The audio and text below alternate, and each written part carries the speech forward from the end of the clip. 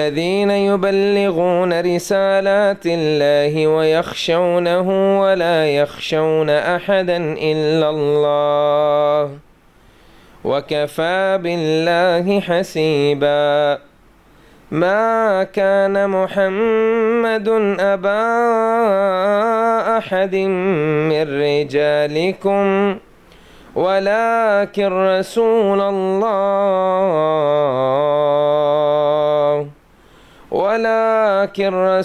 الله وخاتم النبيين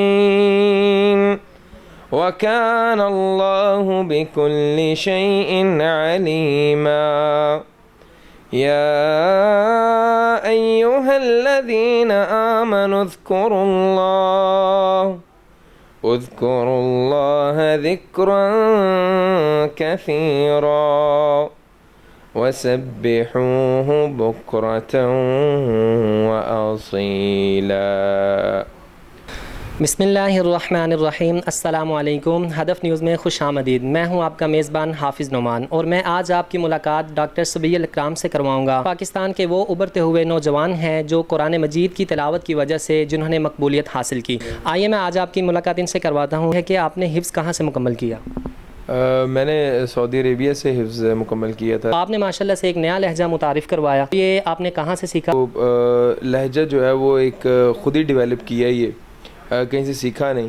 میں نے صرف 10 مہینے مدرسے میں گزارے ہیں، وہیں سے حفظ کیا۔ تو کوئی بھی بندہ اگر سمجھ کے پڑھے کہ وہ دل سے پڑھے تو میرا خیال ہے اس کی آواز میں بھی اتنا سوز اور اتنی خوبصورتی ہوگی کہ سننے والے کو مزہ آئے گا۔ حافظ صاحب، ہمارے یہاں پہ جو امام مسجد ہیں وہ اپنے نمازیوں کے جو ہیں محتاج ہوتے ہیں، کیونکہ انہوں نے جو ہے پے لینی ہوتی ہے نمازیوں سے، تو وہ حق بات کہہ نہیں سکتے، تو اس کے بارے میں آپ کیا کہنا چاہیں گے؟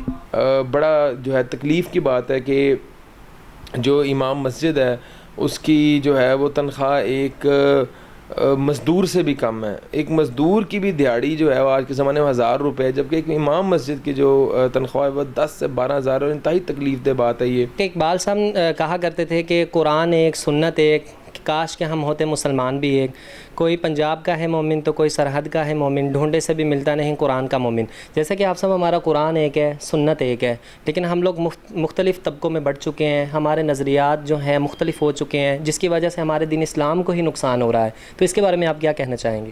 اتحاد قائم کرنے کی ضرورت ہے، اور وہ چیزوں پہ بات کریں جس پہ کوئی اختلاف نہ ہو۔ قرآن پہ کسی کو اختلاف نہیں، حدیث پہ کسی کو اختلاف نہیں، تو آپ ان پہ بیٹھ کے جو ہے بجائے اس کے کہ اگلے کی کمزوریوں کی وجہ سے اسے نفرت کرنا ہے، اسی خوبیوں کی وجہ سے اسے محبت کریں۔ آپ ہمارے معاشرے میں جو طلاق کی شرح ہے وہ بڑھتی جا رہی ہے، تو آپ اس کے لیے عورتوں کو کیا پیغام دینا چاہیں گے؟ میں اس کے لیے عورتوں کو نہیں، میں اس کے لیے مردوں کو پیغام دینا چاہوں گا کہ اپنے اندر جو ہے وہ صبر جو ہے وہ کو قائم و دائم رکھیں۔ اور میں یہ سمجھتا ہوں کہ عورت کو مظلوم سمجھنے والے لوگ جو ہے وہ، یا عورت کو ایک کمزور سمجھنے والے لوگ جو ہیں، انتہائی گھٹیا ذہنیت کے لوگ ہیں، تو میں عورتوں کو تو کوئی میسج نہیں دوں گا۔ میں مردوں کو کہوں گا کہ تمہیں اللہ تعالیٰ نے اسٹرانگ بنایا ہے، تمہیں اللہ تعالیٰ نے سمجھ دی ہے زیادہ، تمہیں اللہ تعالیٰ نے ایک زیادہ پاورفل بنایا ہے، تو بجائے اس کے کہ تم اپنی پاورز کو، تم اپنی ذہنیت کو، تم اپنی مردانگی کو مس یوز کرو، اس پہ صبر، تحمل، ایک اپنے اندر عاجزی، انکساری کو پیدا کرو۔ اور عورتوں کو بھی میں پیغام دوں گا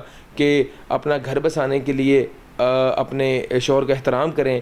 اگر اس کی ذمہ داریاں ہیں تو آپ کی بھی کچھ ذمہ داریاں ہیں، ان ذمہ داریوں کے اندر اس کا احترام کرنا، اس کی دیکھ بھال کرنا وہ شامل ہے۔